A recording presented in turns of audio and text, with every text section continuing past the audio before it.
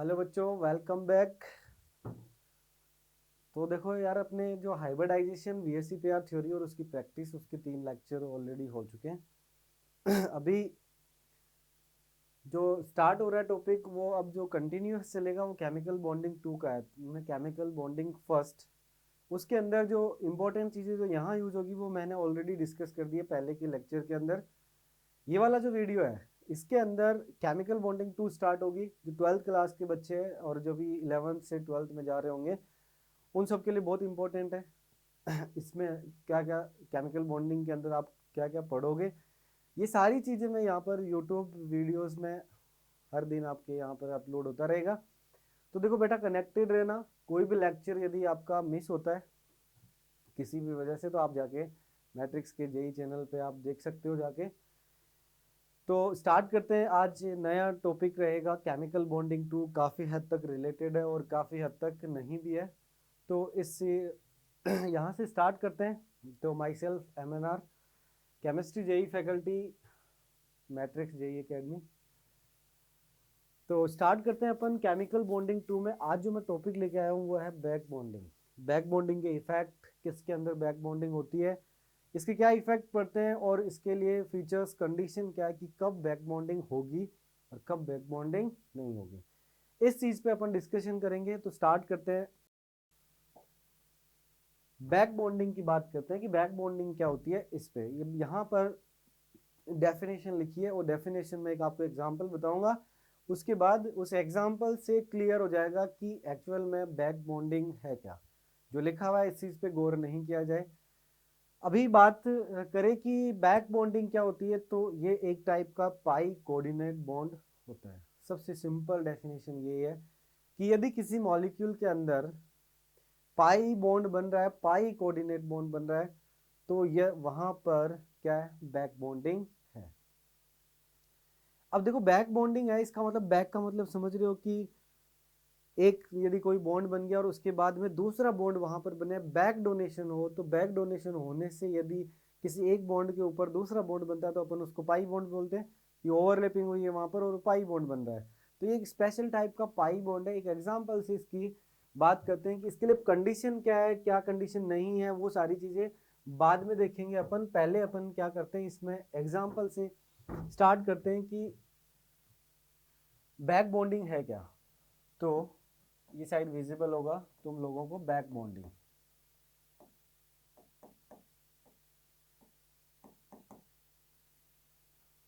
देखो, back bonding ये special type of pi coordinate bond है। अब इसके अंदर एक एग्जांपल से स्टार्ट करते हैं। आप लोगों ने केमिकल बॉन्डिंग के अंदर एक एग्जांपल पढ़ा होगा, BF3। ये BF3 की मैं स्ट्रक्चर बना रहा हूं यहाँ पर। सबसे पहले इस BF3 के अंदर यदि बात की जाए तो तुम्हें पता है कि फ्लोरीन जो सेकंड पीरियड एलिमेंट है, इसके वैलेंस शेल में 7 इलेक्ट्रॉन होते हैं। 1 इलेक्ट्रॉन इसने बॉन्ड बनाने में यूज कर लिया। इस बोरॉन की बात करें तो बोरॉन भी सेकंड पीरियड एलिमेंट है, इसके वैलेंस शेल में 3 इलेक्ट्रॉन होते हैं, 2s2 2p। यदि बात करें बोरॉन की, तो बोरॉन के वैलेंस शेल के अंदर आप देखोगे कि बोरॉन का इलेक्ट्रॉनिक कॉन्फ़िगरेशन होता है क्या, हीलियम 2s2 2p1। इसके वैलेंस शेल में 3 इलेक्ट्रॉन है। मैंने यहाँ पर 3 डॉट से तीनों इलेक्ट्रॉन शो कर दिए। और यदि बात करें सराउंडिंग एटम की, तो आपका सराउंडिंग एटम फ्लोरीन है। और फ्लोरीन के वैलेंस शेल की यदि बात करें तो फ्लोरीन के वैलेंस शेल के अंदर इलेक्ट्रॉन की बात करें तो ये क्या है, 2s2 2p5, 7 इलेक्ट्रॉन है। मैंने सातों के सातों इलेक्ट्रॉन शो कर दिए वहां पर कि 7 इलेक्ट्रॉन ये वाले 2s2 2p5। तो देखो 1 2 3 4 5 6 7 हो गए। सेम कंडीशन यहाँ पर भी है कि इस वाले फ्लोरीन के पास भी वैलेंस शेल के अंदर 7 इलेक्ट्रॉन है। सातों मैंने यहाँ पर शो किया आपके पास। ये 3 लॉन पेयर इलेक्ट्रॉन क्लाउड है, ये हो गया बोरॉन। अब देखो, बात करते हैं। आपने हाइब्रिडाइजेशन पढ़ा, मैंने पढ़ाया भी है, तुम्हें पता है कि इसका हाइब्रिडाइजेशन की यदि बात करें तो 1 sigma 2 sigma 3 sigma, 3 sigma 0 loan पे स्टेरिक नंबर की वैल्यू 3, हाइब्रिडाइजेशन हो गया sp2।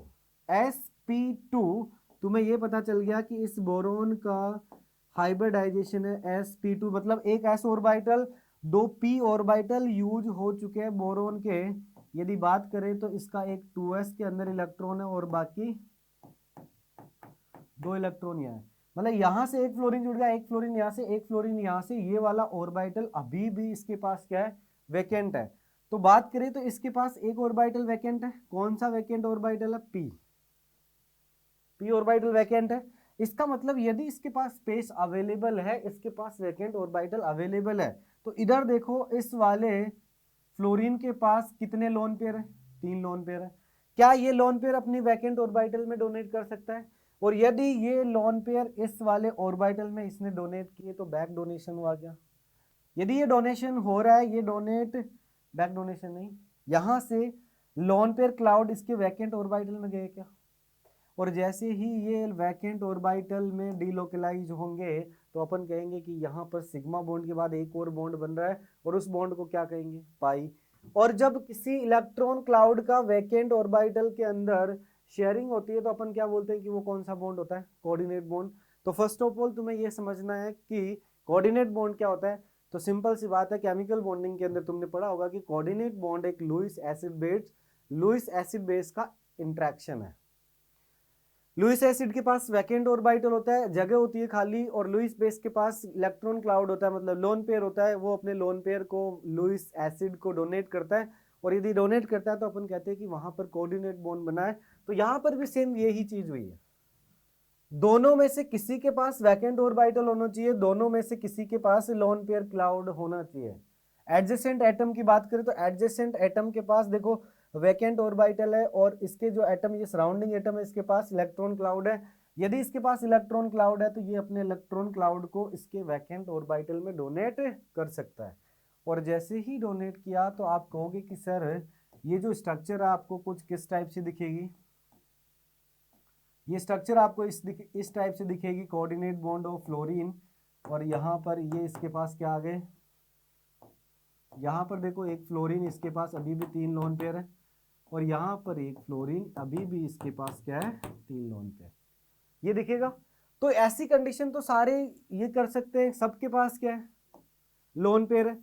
तीनों सराउंडिंग एटम जो यहाँ पर फ्लोरीन है, तीनों के पास इलेक्ट्रॉन क्लाउड है, और इसके पास क्या है, वैकेंट ऑर्बिटल है। तो ये भी डोनेट कर सकता है, एक टाइम में एक ही डोनेट करेगा, ये डोनेट कर सकता है, ये भी डोनेट कर सकता है, ये भी डोनेट कर सकता है। इसका मतलब इसकी 3 स्ट्रक्चर पॉसिबल है, एक ये बन गई। दूसरी स्ट्रक्चर क्या बनेगी कि ये फ्लोरीन डोनेट नहीं करे, इसके पास अपने तीनों लोन पेयर पड़े हो, और ये वाला जो फ्लोरीन जुड़ा हुआ है इधर, ये वाला फ्लोरीन क्या कर दे, इलेक्ट्रॉन क्लाउड डोनेट कर दे, और ये वाला ऐसे के ऐसे ही एज इट इज अपने 3 लोन पेयर पास में रखे। ये कंडीशन हो सकती है।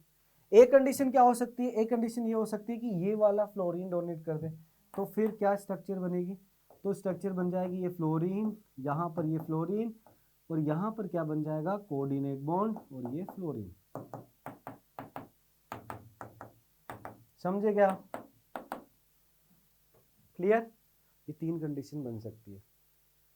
यदि ये 3 स्ट्रक्चर बनी तो देखो हर एक बॉन्ड में एक बार इसमें पाई बॉन्ड का करेक्टर आ रहा है, दूसरी बार इस वाले बॉन्ड में आ रहा है, तीसरी बार इसमें बॉन्ड करेक्टर आ रहा है। तो यदि मैं इसकी कम्युलेटिव स्ट्रक्चर बनाऊं तो वो कम्युलेटिव स्ट्रक्चर कुछ इस टाइप से आपको विजिबल होगी बेटा, कि ये फ्लोरीन, ये आपका फ्लोरीन, ये आपका फ्लोरीन।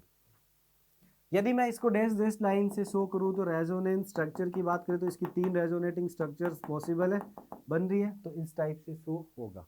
मतलब तीनों बॉन्ड के अंदर पाई बॉन्ड और सिंगल बॉन्ड के बीच का करेक्टर आ रहा है, आ गया। अब यदि मैं डेफिनेशन की बात करूं तो क्लियर डेफिनेशन आ रही है। क्लियर डेफिनेशन बेटा तुम भी बता सकते हो कि बैक बॉन्डिंग एक टाइप का फिनोमिना है, जो क्या होता है कि एक इलेक्ट्रॉन रिच स्पीसीज जिसके पास इलेक्ट्रॉन अवेलेबल हो, वो इलेक्ट्रॉन क्लाउड को अपने एडजेसेंट एटम के वैकेंट ऑर्बिटल में डोनेट करके कोऑर्डिनेट बॉन्ड का यदि फॉर्मेशन करता है तो उसको अपन क्या बोलेंगे, बैक बॉन्डिंग। उसको क्या बोलेंगे, बैक बॉन्डिंग। समझ में आ रहा है? अब मैं यहां पर बहुत सारी बातें करने वाला हूं। अपन यदि BF3 की बात करें तो केमिकल बॉन्डिंग तक ये चीज फिक्स थी कि इसके अंदर सिग्मा बॉन्ड का करेक्टर है। यदि इधर बैक बॉन्डिंग हो रही है तो मैं कहूंगा कि इसमें सिग्मा नहीं, सिग्मा बॉन्ड से ज्यादा का बॉन्ड ऑर्डर है। इसका मतलब बॉन्ड ऑर्डर बड़ा है। और पता है तुम्हें कि यदि बॉन्ड ऑर्डर बढ़ता है तो बॉन्ड स्ट्रेंथ बढ़ती है, बॉन्ड लेंथ कम होती है। तो यदि बैक बॉन्डिंग हुई तो ये जो मैं चीजें बता रहा हूं ये चीजों पे इफेक्ट आएगा। इसकी बात करेंगे इसके जस्ट बाद। पहले बात करते हैं कि इसकी डेफिनेशन क्या हुई, बैक बॉन्डिंग सर एक्चुअल में है क्या, कब ये पॉसिबल है, तो उस चीज को भी मैं डिफाइन कर दूंगा। पहले इसकी डेफिनेशन पे बात करते हैं कि बैक बॉन्डिंग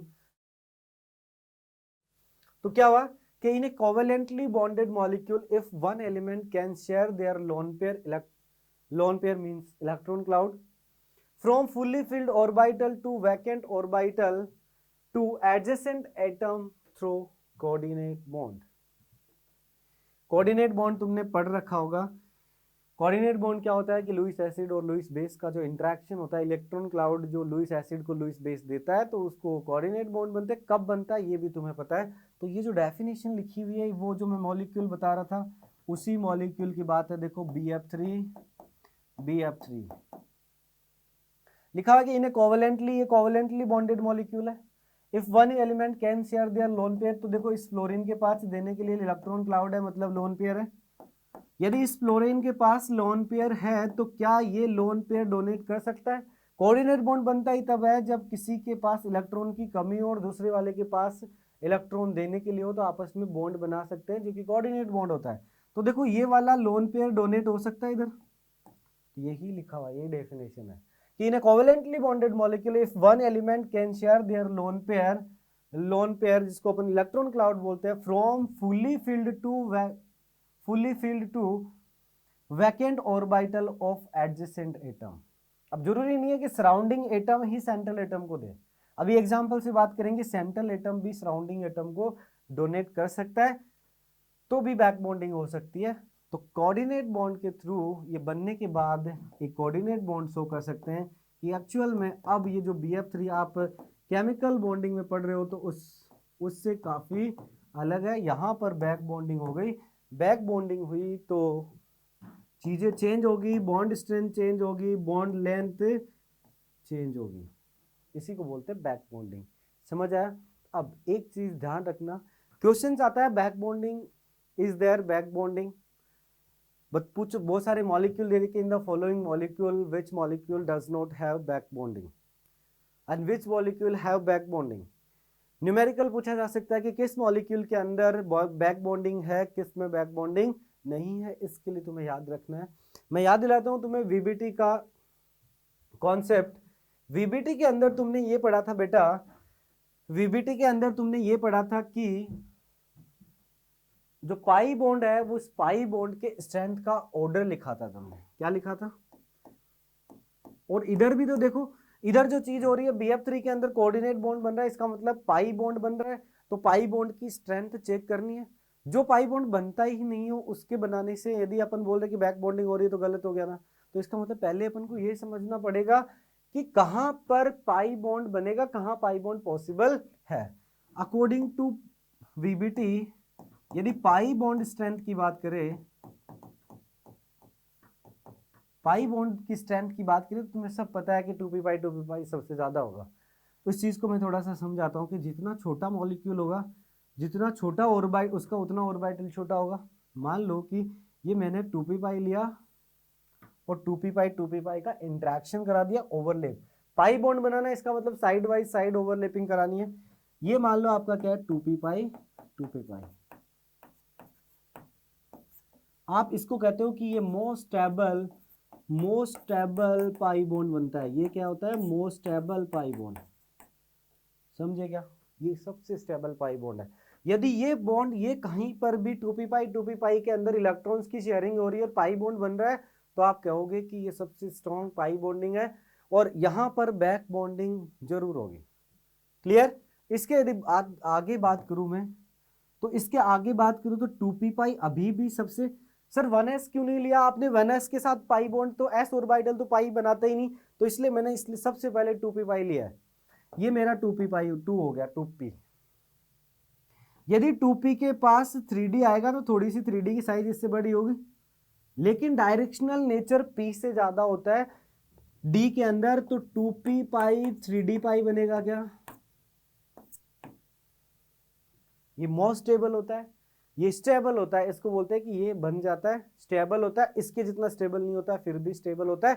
इसके बाद में यदि कोई सा भी बना, यदि तुम्हारे दिमाग में ऐसा आ रहा है कि सर 2p पाई ले लो और 3p पाई ले लो, तो बेटा 2p पाई 3p पाई में इफेक्टिव ओवरलैपिंग नहीं होने की वजह से ये बाकी के सारे नोट स्टेबल है, ये स्टेबल है ही नहीं। क्लियर?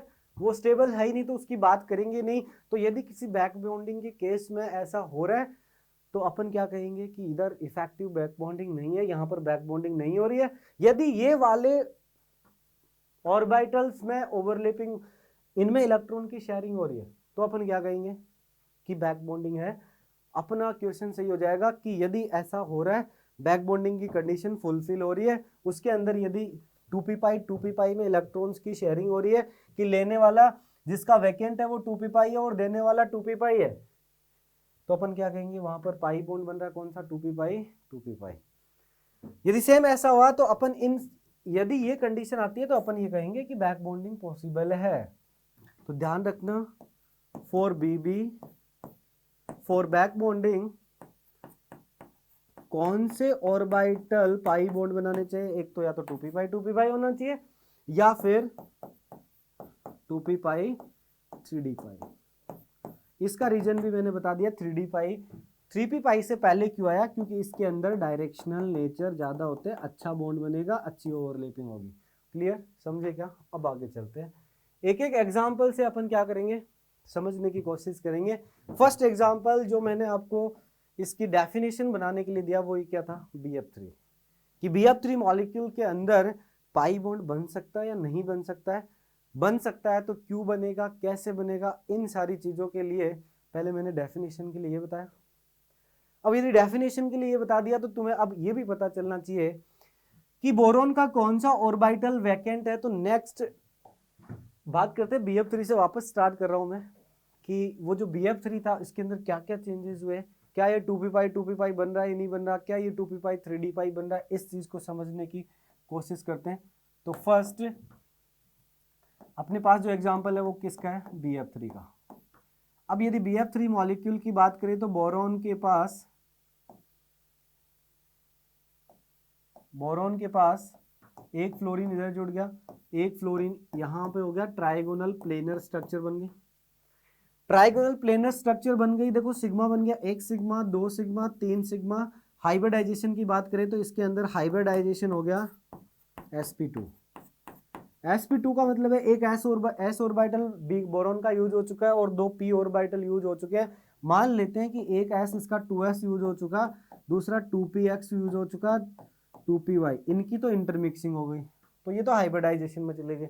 अभी देखो इसके पास एक ऑर्बिटल और बच गया, कौन सा, 2pz। मान लो इसके पास ये ऑर्बिटल बचा हुआ है और ये ऑर्बिटल कौन सा है, 2pz। समझे?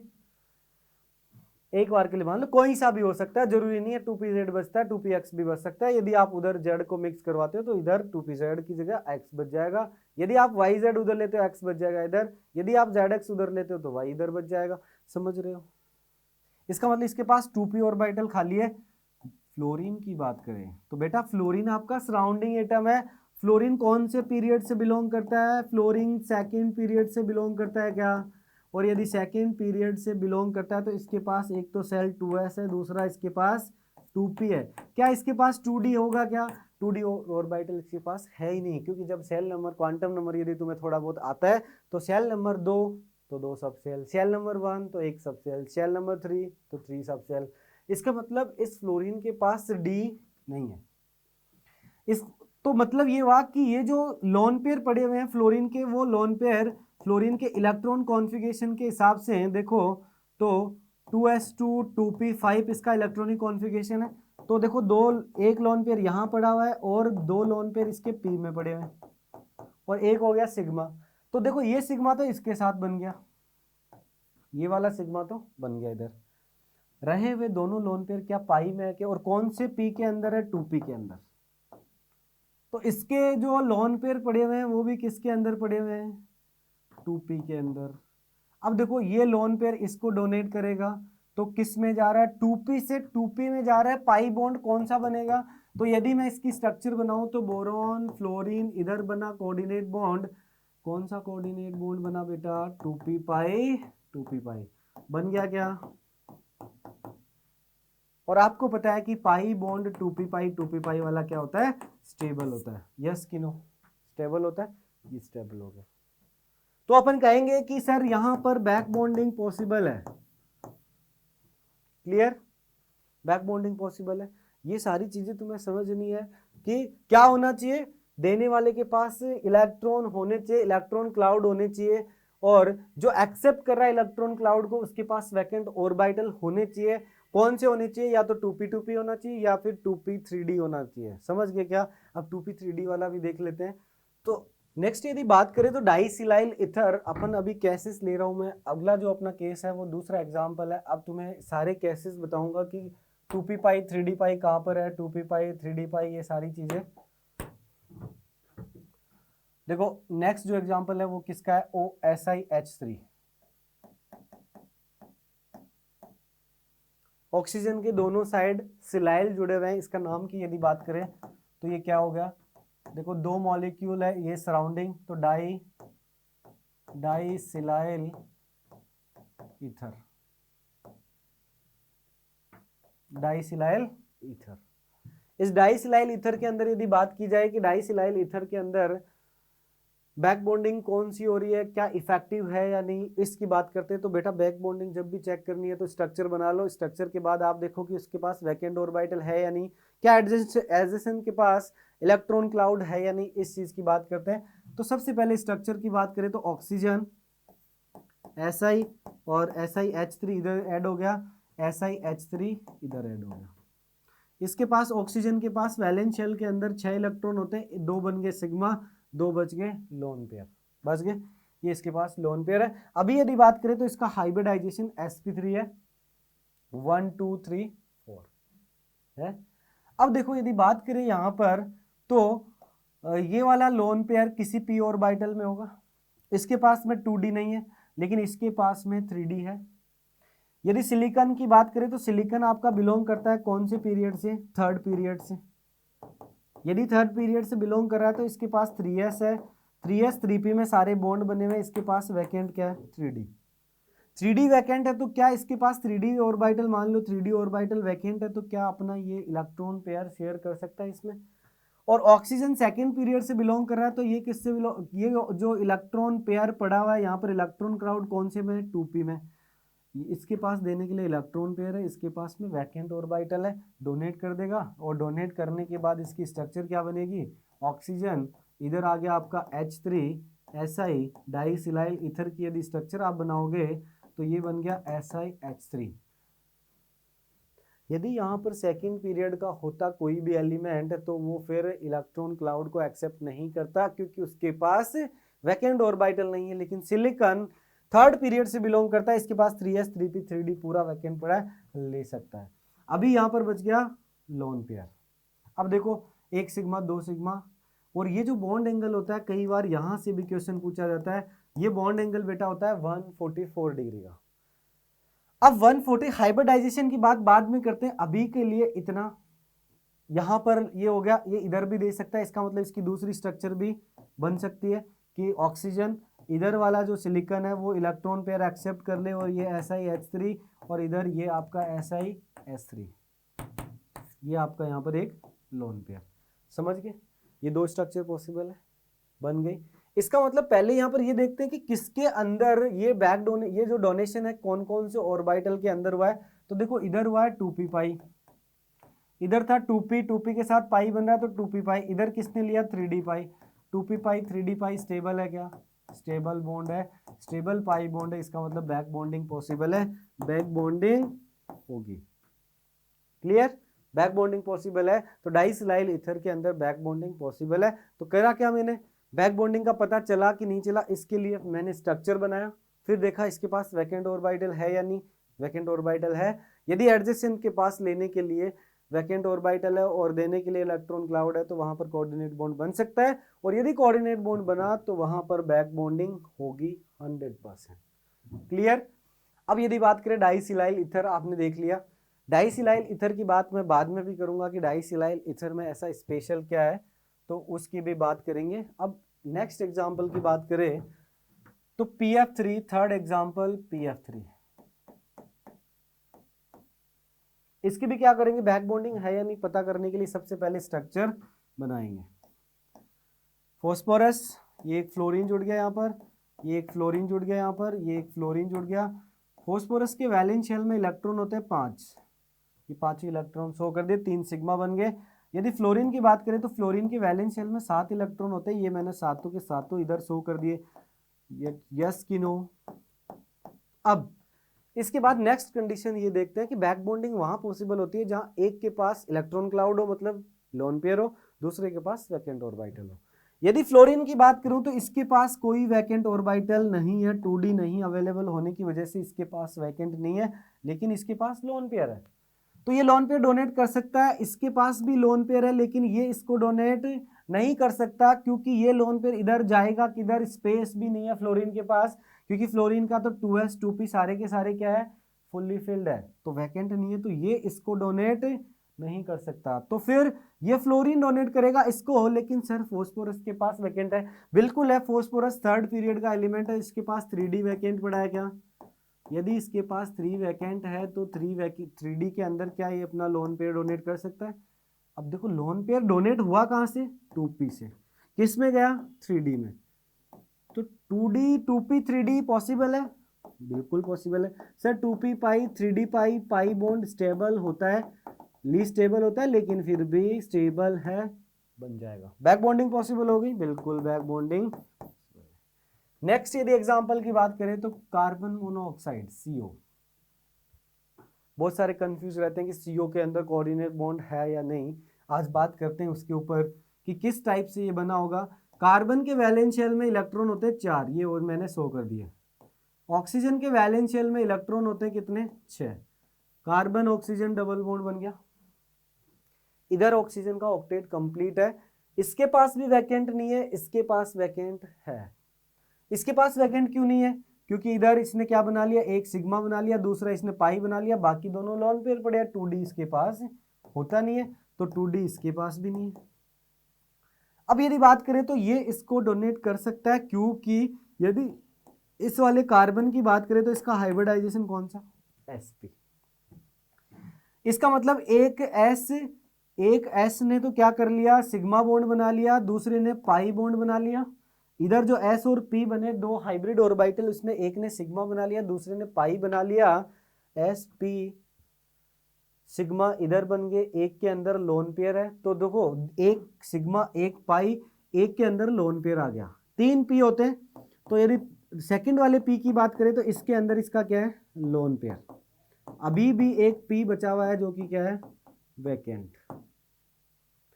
कहां वैकेंट है इसकी भी मैं बात करूंगा, जस्ट यहां पर। तो इसका मतलब ये इधर इसको डोनेट कर सकता है। यदि इसने डोनेट किए तो जैसे ही डोनेट करेंगे तो देखो क्या स्ट्रक्चर बन गए, ये एक कोऑर्डिनेट बॉन्ड, ये एक डबल बॉन्ड बन गया, ऑक्सीजन, इधर एक लोन पेयर था, इधर एक लोन पेयर बच गया। ये स्ट्रक्चर होती है कार्बन मोनोऑक्साइड। यदि प्लस माइनस में शो करे तो आपको ऐसे भी ये स्ट्रक्चर कई बार दिखेगी कि इधर माइनस आ गया, ये एक लोन पेयर, इधर ऑक्सीजन पे प्लस आ जाता है, ये एक लोन पेयर। ये भी स्ट्रक्चर सही है, क्योंकि आप कोऑर्डिनेट बॉन्ड के अंदर पढ़ते हो कि जिधर एरो का साइन होता है उसके ऊपर माइनस कर दो, इसके ऊपर इधर प्लस कर दो और उसको कोवेलेंट बॉन्ड बना दो, वो क्या है, सही है। ये और ये स्ट्रक्चर दोनों एकदम एज इट इज सेम है। इस कार्बन मोनोऑक्साइड की बात करते हैं कि सर इसका वैकेंट ऑर्बिटल कहाँ है। जैसे मैंने यहाँ पर बताया, कुछ चीजें समझ में आएगी, कुछ नहीं आ रही होगी, उस पर जिक्र करते हैं कि सर कौन सा ऑर्बिटल वैकेंट है। इधर तो आपने sp ले लिया, एक में पाई बना दिया, एक में लोन पेयर है, तो कौन सा वैकेंट है उसकी बात करते हैं। देखो आप बात करें कार्बन मोनोऑक्साइड वाले की बात करते हैं। वापस मैं क्लियर समझा रहा हूं कि कार्बन मोनोऑक्साइड के अंदर एक्चुअल में क्या हो रहा होगा। इधर एक लोन पेयर हो गया, इधर इसके पास एक लोन पेयर हो गया। सेंट्रल एटम कौन सा है, सराउंडिंग एटम कौन सा है, कोई फर्क नहीं पड़ता। अभी मैं अभी कार्बन को मान रहा हूं कि कार्बन जिसका इलेक्ट्रॉनिक कॉन्फ़िगरेशन होता है हीलियम 2s2 2p2। यदि बात करूं ऑक्सीजन, तो ऑक्सीजन का जो इलेक्ट्रॉनिक कॉन्फ़िगरेशन है वो इलेक्ट्रॉनिक कॉन्फ़िगरेशन होता है 2s2 2p4। 2s2 2p4 हो गया। यहाँ देखो एक सिग्मा एक पाई, फिर जो बना वो कोऑर्डिनेट, मतलब ये वाला सिग्मा, ये वाला पाई, ये भी पाई बन रहा है, एक इसके ऊपर लोन पेयर है। इसी को मैं शो करने की कोशिश कर रहा हूँ डब्बों के हिसाब से। कार्बन के लिए यदि डब्बे बनाए जाए तो कार्बन के डब्बों में देखो दो इलेक्ट्रॉन यहाँ पर हो गए और ये 2p के अंदर ये एक वैकेंट पड़ा है, ठीक है। ऑक्सीजन सराउंडिंग एटम आप मान के चल रहे हो अभी, तो एक ऑक्सीजन के मैं डब्बे बना रहा हूं इधर, तो ऑक्सीजन के वैलेंस शेल के अंदर 2s2 2p4 होता है, ये हो गया। ये इलेक्ट्रॉनिक कॉन्फ़िगरेशन ऑक्सीजन का जो इसके साथ कनेक्ट हो रहा है इधर। देखो एक सिग्मा बनाना है, तो सिग्मा बनाने के लिए क्या करना पड़ेगा, sp हाइब्रिडाइजेशन है, एक सिग्मा एक पाई, दो ऑर्बिटल इसके इंटरमिक्सिंग हो गए। इस कार्बन का ये वाला तो पार्ट हो गया, इस पे तो लोन पेयर रह गया, क्लियर, ये लोन पेयर रह गया। अब एक सिग्मा बनाना है ऑक्सीजन के साथ, तो हाफ फील्ड के साथ बनेगा, ये बन गया आपका सिग्मा। एक क्या बनाना है, ऑक्सीजन से पाई बॉन्ड बनाना है, दो ऑक्सीजन के पास लोन पेयर थे नहीं बनने से पहले, अभी एक लोन पेयर बचा हुआ है। अब देखो बात करते हैं यहां पर, ये वाले दूसरे जो ओवरलैप हुआ उससे क्या बन गया, ये वाला पाई। तो मैं यहां पर बनाते जा रहा हूं कि कार्बन ये पहला सिग्मा बन गया, ये दूसरा पाई बन गया, ठीक है। ऑक्सीजन का यहां जैसे ये बनता है, तो यहां पर दो लोन पेयर रहते हैं, ये दो लोन पेयर हो गए, तो एक लोन पेयर दो लोन पेयर पड़े हुए, कोई दिक्कत किसी भी टाइप की। अब बात करें कि कोऑर्डिनेट बॉन्ड कहां पर बना, कैसे बनेगा, उसकी बात करते हैं। इस वाले ऑक्सीजन की बात करते हैं, इस ऑक्सीजन के पास लोन पेयर है, यदि ये इसमें डोनेट कर दे, कहां डोनेट कर दे सर, ये देखो ये वैकेंट पड़ा है क्या, यदि वे वैकेंट है तो ये वाला जो लोन पेयर है इधर डोनेट हो सकता है। यदि ये लोन पेयर डोनेट हुआ तो ये पाई कोऑर्डिनेट बॉन्ड बन गया, क्या पाई कोऑर्डिनेट बॉन्ड बन गया, बस यही पाई कोऑर्डिनेट। जैसे ही ये बना, स्ट्रक्चर बनने के बाद देखो ये बच गया, ये सिनेरियो रह गया। कार्बन के पास एक लोन पेयर ये रहा, कार्बन एक सिग्मा बना रहा है, ये बन गया, कार्बन एक पाई बना रहा है, ये दूसरा बन गया, कार्बन एक और पाई बॉन्ड बना रहा है जो इसके वैकेंट ऑर्बिटल में आ रहा है ऑक्सीजन के साथ, ये लोन पेयर जो डोनेट हो रहा है वो इधर डोनेट हो रहा है। समझ में आया क्या, ये स्ट्रक्चर, ये सिनेरियो एक्चुअल में होता है बैक बॉन्डिंग में, क्लियर, समझ में आया होगा, आई होप सब सारी बातें क्लियर होगी। नेक्स्ट बात करते हैं, अब देखो बैक बॉन्डिंग, इसके क्या क्या इफेक्ट्स है, उसकी बात, condition for effective back bonding, क्या कंडीशन है इफेक्टिव बैक बॉन्डिंग की, one atom must belong to second period. आपने जितने भी केसेस देखे तो आपने ये चीज एकदम फिक्स कर दी, कौन सी चीज फिक्स कर दी कि सर यदि पाई बॉन्ड बन रहा है, क्योंकि बैक बॉन्डिंग के अंदर क्या बनता है, बीबी के अंदर क्या होता है, पाई बॉन्ड बनता है, और यदि पाई बॉन्ड बन रहा है तो पाई बॉन्ड की स्टेबिलिटी अकॉर्डिंग टू वीबीटी यदि बात करें ओवरलैपिंग, तो 2p पाई ये स्टेबल होता है, एक होता है 2p पाई 3d पाई। इसका मतलब फिक्स है कि जिससे इलेक्ट्रॉन जा रहा है या जिसमें इलेक्ट्रॉन आ रहा है वो एक सेकंड पीरियड का एलिमेंट होना ही चाहिए। तो first condition, one atom must belong to second period. जैसे कि आप दोनों में देखो, ये दोनों पाई बॉन्ड में स्टेबिलिटी देखोगे तो 2p पाई यूज हो रहा है, condition fulfil. One atom must belong to second period और थर्ड पीरियड। देखो एक एटम या तो सेकंड से होना चाहिए या फिर थर्ड से होना चाहिए, ये कंडीशन भी फुलफिल हो रही है, करनी चाहिए, तब जाके क्या होगी, बैक बॉन्डिंग होगी। Donor atom must have complete octet with at least one lone pair. आप ऐसे बैक बॉन्डिंग बोल तो रहे हो, लेकिन कंडीशन क्या होनी चाहिए कि जो डोनेट कर रहा है उसके पास complete octet plus lone pair होना चाहिए, तब जाके वो इसके वैकेंट में क्या कर पाएगा, डोनेट कर पाएगा लोन पेयर को। कंडीशन फुलफिल होनी चाहिए, ये third important point. Acceptor must have vacant orbital, कि जो एक्सेप्टर एटम है वो आपका एक्सेप्टर एटम क्या होना चाहिए, वैकेंट होना चाहिए, उसके पास वैकेंट ऑर्बिटल। तो ये देखो यहाँ पर वैकेंट ऑर्बिटल है क्या, ये लो, इसके पास fully filled electronic configuration plus lone pair है क्या, बिल्कुल है, तब जाके क्या होती है, बैक बॉन्डिंग, क्लियर। अब इसके अंदर ये 3 पॉइंट मैंने लिखा रखे हैं, फोर्थ जो पॉइंट है ये होना चाहिए कि यदि इफेक्टिव बैक बॉन्डिंग की बात करें कि इफेक्टिव बैक बॉन्डिंग है या नहीं, तो उसके लिए कंडीशन हमेशा याद रखो 2p पाई बनना चाहिए या फिर 2p पाई 3d पाई बनना चाहिए। यदि ऐसा हो रहा है तो आप कहोगे कि इन मॉलिक्यूल्स के अंदर बैक बॉन्डिंग है, क्लियर। अब देखो आगे बात करते हैं इसके इफेक्ट्स क्या है, क्या क्या हो सकता है, बैक बॉन्डिंग होने से क्या चेंजेस हो रहा है, ये सारी चीजें नेक्स्ट क्लास के अंदर अपन क्लियर करेंगे कि इनका इफेक्ट क्या है, इनसे क्या फ़र्क पड़ने वाला है, उन सारी चीज़ों की बात अपन नेक्स्ट क्लास में करेंगे। थैंक यू वेरी मच बेटा। तो नेक्स्ट क्लास का इंतज़ार करिएगा। और देखो, जो 12th क्लास में अभी अभी मैट्रिक्स में बच्चे आए उनके लिए काफ़ी हेल्पफुल रहेंगे ये वीडियोस, क्योंकि यदि आपकी कहीं भी कोई भी चीज़ मिस हो रही है ना, तो मैं हर एक चीज़ यहाँ पर क्या करूँगा, एक्सप्लेन करूँगा विद एग्जाम्पल। सारी चीज़ें यहाँ पर होने वाली है। क्लियर?